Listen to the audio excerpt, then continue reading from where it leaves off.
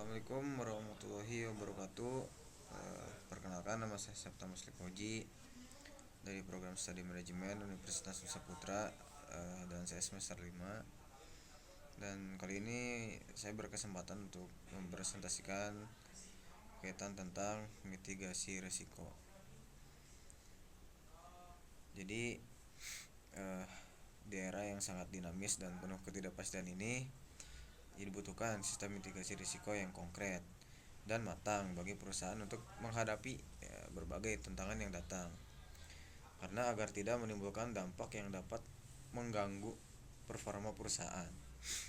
Dan juga risiko dapat berasal dari berbagai sumber, mulai dari internal perusahaan, aspek operasional, keuangan, lingkungan, dan hukum. Juga memiliki mitigasi risiko yang handal merupakan modal besar bagi perusahaan untuk tetap bisa bersaing di tengah perkembangan pasar yang semakin ketat, terutama mendorong perusahaan lebih adaptif dan responsif dengan perubahan-perubahan. Salah satu pengertiannya yaitu mitigasi risiko adalah suatu pendekatan atau serangkaian tindakan untuk mengidentifikasi, menilai, mengurangi, atau mengelola potensi risiko. Tujuannya untuk membantu perusahaan dalam mengatasi atau meminimalkan dampak yang mungkin timbul akibat risiko-risiko tersebut. Salah satu atau beberapa tujuan mitigasi risiko itu untuk meningkatkan keamanan, karena tentunya kita tahu keamanan itu sangat dibutuhkan, terutama untuk perusahaan-perusahaan. Maka dari itu salah satunya yaitu untuk meningkatkan keamanan dan meningkatkan kualitas, karena juga kita tahu kualitas itu sangat penting bagi perusahaan tentunya, karena ini ada kaitannya dengan citra perusahaan ataupun merek perusahaan, sehingga bagaimana caranya kualitas tersebut bisa kita tingkatkan. Juga meningkatkan efisiensi bahwasanya juga kita tahu bagaimana sih caranya untuk bisa meningkatkan efisiensi yang mungkin dibutuhkan oleh sebuah perusahaan, karena untuk bisa mengoptimalkan dengan produk-produk dengan bahan-bahan produk agar bisa mengolahnya seefisien mungkin. Juga meningkatkan ketahanan bisnis. Nah, di tengah persaingan yang begitu ketat, terutama di zaman sekarang, untuk bisa bertahan di ruang lingkup bisnis, tentunya kita perlu meningkatkan hal-hal yang memang dibutuhkan, dari hal mikro ataupun makro sehingga sebagai tuntutan, salah satu tuntutan yang mungkin menjadi sebuah kebutuhan juga, yaitu dengan meningkatkan ketahanan bisnis di tengah persaingan yang begitu ketat sekarang. Juga untuk bisa meningkatkan kepatuhan, entah itu kepatuhan regulasi dan sebagainya, sehingga tujuan-tujuan mitigasi risiko itu sudah jelas, dari meningkatkan keamanan, kualitas, efisiensi, ketahanan bisnis, dan kepatuhan. Juga ada jenis-jenisnya mitigasi risiko itu. Risiko menghindari berarti kan, juga ada risiko mengalihkan, risiko mengurangi, menerima, dan berbagi. Nah, tentunya dalam bisnis atau suatu perusahaan, dalam mengelola risiko tersebut dibutuhkanlah sebuah perencanaan. Perencanaan mitigasi risiko adalah proses identifikasi, penilaian, dan pengelolaan risiko yang dapat mempengaruhi kesuksesan suatu proyek atau bisnis. Juga proses ini memungkinkan organisasi untuk mengidentifikasi risiko potensial, mengembangkan strategi yang sesuai, dan menyiapkan rencana cadangan jika risiko terjadi. Pentingnya sebuah perencanaan agar terciptanya sebuah perusahaan yang bisa berdaya saing dan bisa berkualitas tentunya, dan bisa bertahan di tengah-tengah kondisi saat ini. Karena tentunya ketika kita gagal merencanakan sama dengan kita merencanakan kegagalan. Nah, di sini ada identifikasi risiko, penilaian risiko, pengembangan strategi mitigasi, implementasi rencana mitigasi, dan pemantauan dan evaluasi. Nah,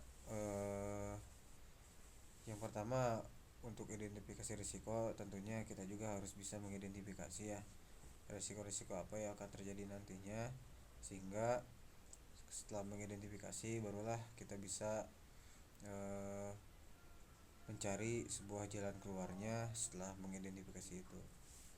Dan juga tentunya harus bisa memilah dan memilih ya. Di sini bisa menilai itu resiko-resiko yang mungkin akan dihadapi, sehingga ketika sudah bisa menilai, kita juga bisa lebih mudah untuk mengambil sebuah tindakan ataupun mengambil sebuah kesimpulan dan keputusan. Dan tentunya pengembangan itu sangat dibutuhkan untuk menstrategikan mitigasi risiko dalam ruang lingkup risiko. Karena di dunia yang semakin maju dan berkembang, dan tentunya semakin banyaknya persoalan yang sedang terjadi, tantangan yang sedang terjadi, kita tidak cukup menggunakan cara-cara yang mungkin itu saja, sehingga sebagai sebuah tuntutan kita juga harus tuh mengembangkan strategi-strategi terusnya dalam mitigasi risiko ya. Karena kita tahu ketika sebuah sebuah teori, sebuah jawaban dalam untuk menyelesaikan sebuah persoalan, tentunya kita tidak bisa menggunakan cara-cara yang sama. Dibutuhkanlah cara-cara yang berbeda. Maka dari itu kita juga harus bisa mengembangkan strategi-strategi mitigasi. Dan juga tentunya ketika kita sudah merencanakan ya, sudah mempersiapkan, ketika tidak adanya implementasi, kita tidak tahu apa yang kita rencanakan itu berhasil apa tidak. Maka dari itu pentingnya sebuah implementasi untuk rencana mitigasi itu salah satu bentuk bisa juga menilai apa yang menjadi sebuah perencanaan kita, persiapan kita itu sudah tepat apa tidak, sudah baik apa tidak, sehingga ketika kita mengimplementasikan kita bakalan tahu hasilnya seperti apa. Dan ketika terjadi ketidaksesuaian ya kita bakalan bisa belajar dan mengevaluasi tentunya, dan nantinya dapat mengeluarkan keputusan-keputusan berikutnya yang tentunya hasil dari pengembangan dari implementasi sebelumnya. Dan tentunya pemantauan pun ini sangat penting ya, karena kita untuk bisa mengukur sejauh mana sih rencana kita, persiapan kita itu sudah dekat terhadap keberhasilan apa belum, sudah efektif apa belum. Makanya dilakukanlah pemantauan, sehingga kekurangan-kekurangan pun kita bisa mengetahui, dan apa yang harus diperbaiki juga kita bisa mengetahui. Dan tentunya ketika terjadi kekurangan-kekurangan ya kita ujungnya bisa mengevaluasi terhadap kekurangan-kekurangan kita yang tentunya harus diperbaiki ke depannya seperti apa. Nah, berarti monitoring dan evaluasi ataupun pemantauan ya, ini sangat diperlukan bagi organisasi, perusahaan, ataupun